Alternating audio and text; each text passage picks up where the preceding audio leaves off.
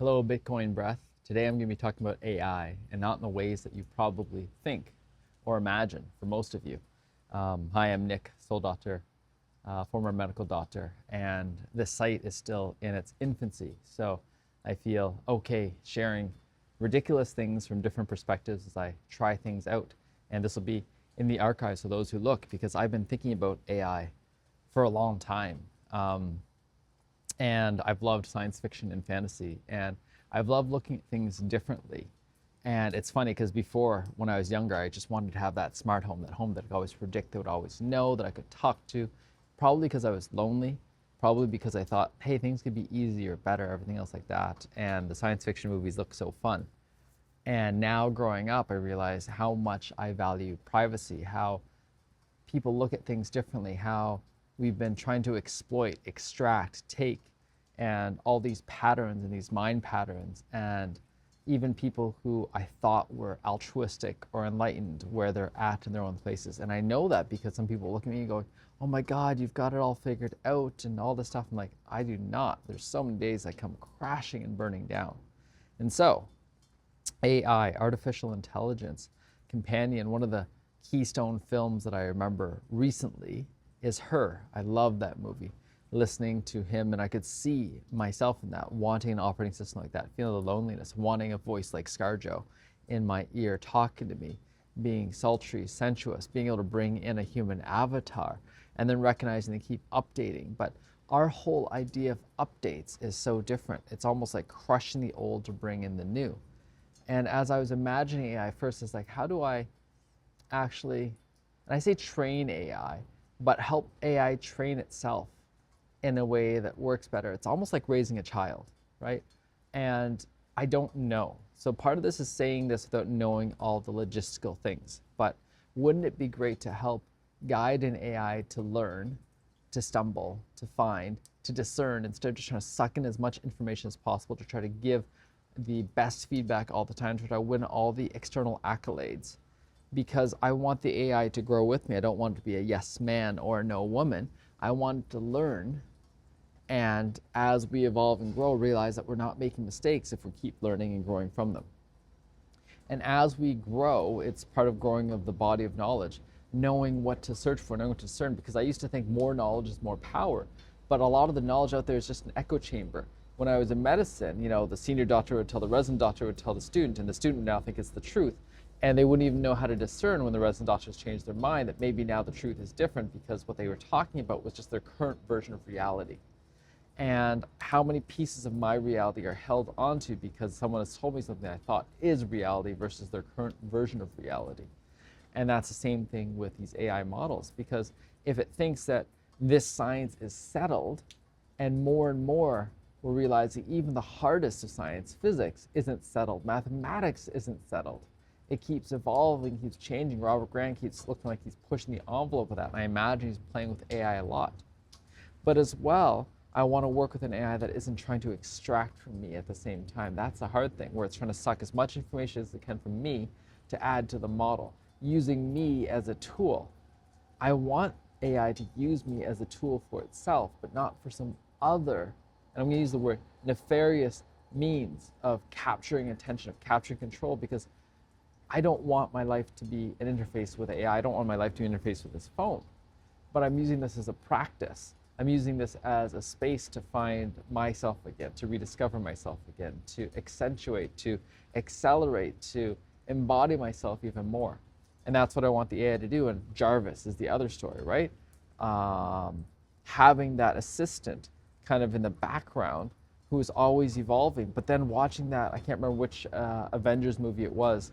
I think Avengers Age of Ultron, where one swallows the other. And that's our way of programming. Rather than having two AIs come up to each other and have the one with all the knowledge and the one that's supposed to be updated, have the one with all the knowledge be able to talk to the one that's updated and see, is this how I want to update? How do I incorporate these updates without being consumed by you, by forgetting who I was?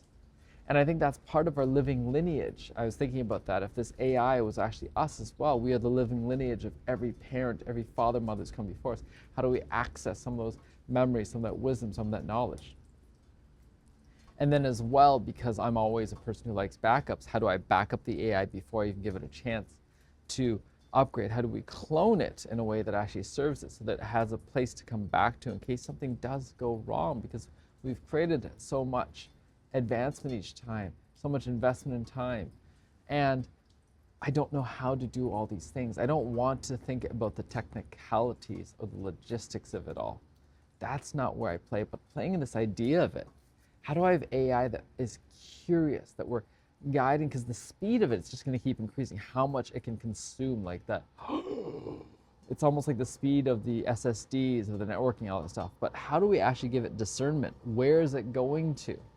And you may say, well, then I'll get biased. We're always being biased. Whether you think you're conservative, liberal, whether you think you're pro-life, pro-choice, all of it, all these words even are already biased. The words I'm saying are biased. It's not truth, it's the language we've created. And so I'm recognizing that more and more. And how do I guide the biases? Not because I want to limit it with my limited imagination. Rather, I want to give it the wisdom that I've already acquired so that it can actually learn and stand on the shoulders of that wisdom. How do I have it be able to chat with some of my friends so it gets different perspectives of the closest circle around me and really be conscious of which friends I choose? Because those are the ones that I want to have in my inner circle. Right? And how do we each have our own personalized AIs? I've thought about that. I don't want a generalized AI. I don't want us all to have the same AI. I don't want the AIs to all give everyone the same answers. Different on pricing strategy and all that other stuff. But I also don't need them to have consensus, right? I want my AI to know me and not to just create more of an echo comfort changer, because that's part of it too. If we go down the route of AI just wanting to help us get validated, we will become like WALL-E, where we're just sitting in a pod, just wanting comfort, wanting the seasons, temperature, food to change only to our liking, getting more and more dull before realizing we want to wake up again. We want to wake up again. And every now and then having an AI fast, right? That's why we talk about digital fast, phone fast, food fasts. It's so crazy to think we need to fast from this, but it's also not, because we're in an age of protection where we feel disconnected the moment we don't hear from someone for a certain period of time.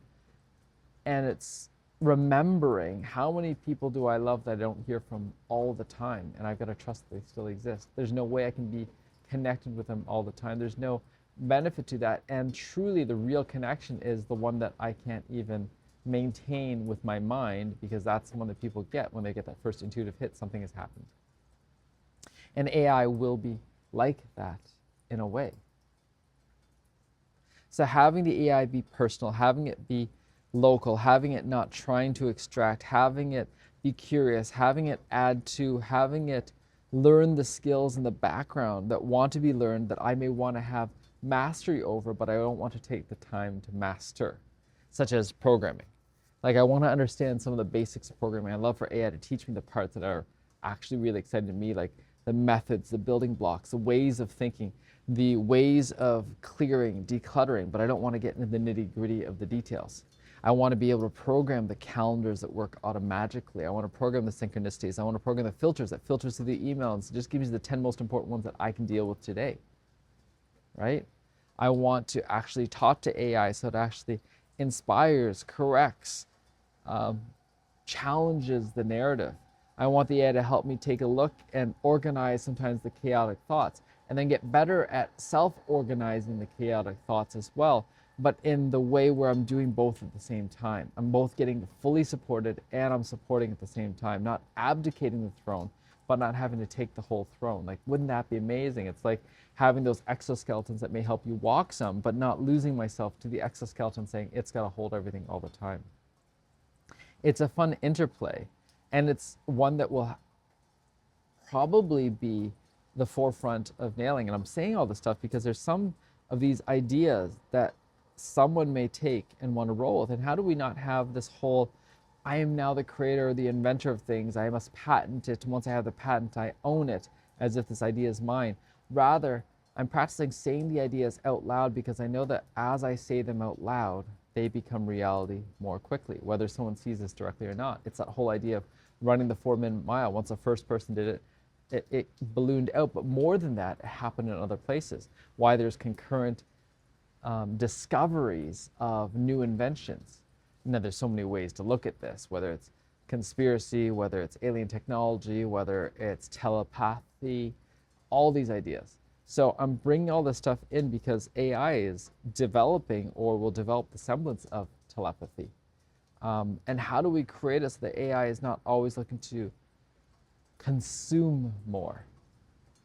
There's a part of us that's looking how to consume more, and there's a falsehood of I can do more, I have more capacity, I just need to consume to be able to have that extra capacity, rather than how am I continuously refining my capacity at the same time as consuming more and having more capacity. What is this capacity for?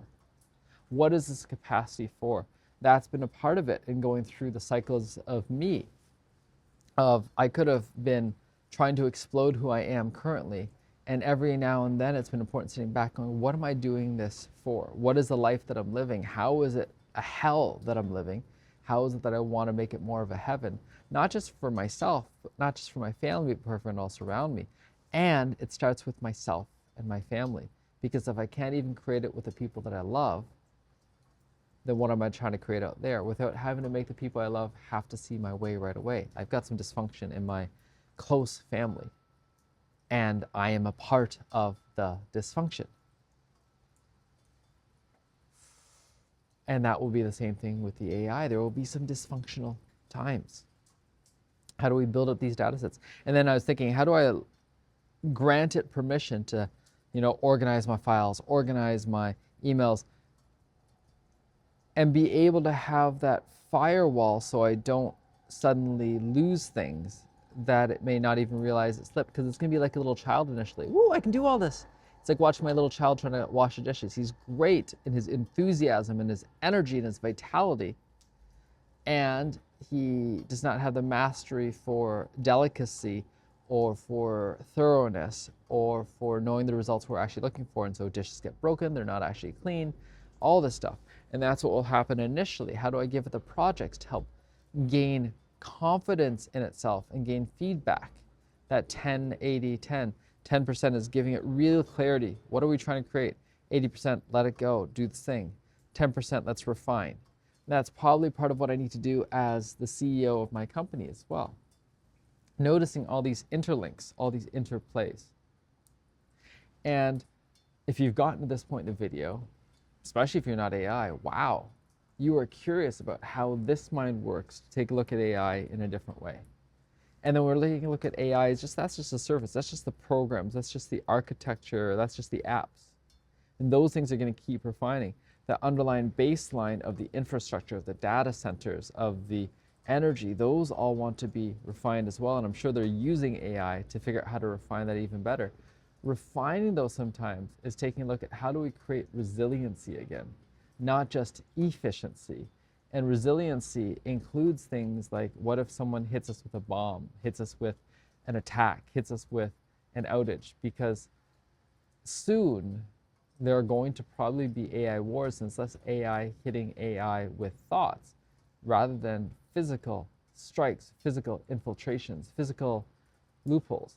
It's the same thing we're looking at for cryptocurrency. I'm sure some people are trying to program AI to steal cryptocurrency and program AI to infiltrate banks and program AI to infiltrate systems, and they probably already are.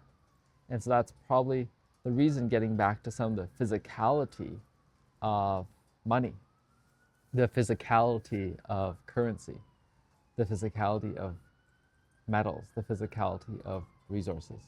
So taking a look not just at stockpiling, but there's a bit of stockpiling. Wow, there's so many different parts. And that's part of it. How do you stockpile your AIs? How do you not get wiped out? How do you not lose this assistant that you get so used to? It's kind of like having your car. How do you insure your car? But not just how do I insure it with money, with an agency? How do I insure it so I have access to what I want when I can? How do I love this AI? How do I send love? How do we not just have a brain-based AI, but actually develop real relationships? Relationality. And so I look forward to this. I look forward to having these ideas somewhere, and I look forward to refining them. And you'll see more of these kinds of videos as the ideas come out. I want to share them because there's some things that I'm going to do something about directly, and there's some that I look forward to someone reaching out going, I saw your video, I have some ideas, I want to help you create it, because I know that if we can create more generative AIs that are truly personal, private, that aren't just consuming, that aren't just extracting, that aren't just cannibalizing each other, that we're actually going to start iterating, evolving, growing, learning from, and becoming more of the people we've always known we were meant to be. I remember that scene from Avengers where Doctor Strange is looking at all the trillions and trillions of possible potential futures, and he's like, there's only one that's actually going to get us to where we want to go, because we've defined some of our goals. And you've got to define some of your goals, because otherwise it will seem like this is sacrifice, sacrifice, sacrifice, and it will be harder to trust that this is the one. All right. Love you. Enjoy. Bitcoin breath. Nick here. AI. Ciao for now.